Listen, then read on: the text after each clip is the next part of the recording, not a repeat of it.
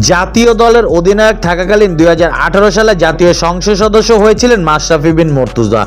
ক্ষমতাসীন আওয়ামী লীগ থেকে মনোনয়ন নিয়ে চলতি বছর আবারও নির্বাচিত হন সংসদ সদস্য।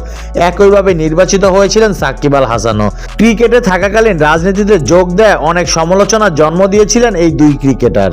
সাম্প্রতিক ছাত্র জনতার আন্দোলনে শেখ হাসিনার পদত্যাগের পর কোণঠাসা অবস্থায় আওয়ামী লীগ, ভেঙে গিয়েছে সংসদও। আন্দোলনের শুরু থেকেই সরব ছিলেন জাতীয় দলের ক্রিকেটার নুরুল হাসান সোহান।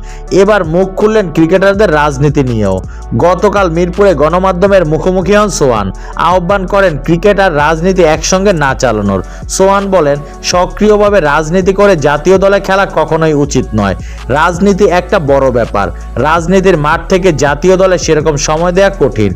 কারো যদি রাজনীতি করার ইচ্ছে হয় তাহলে তারা খেলা থেকে অবসরের পর করা উচিত।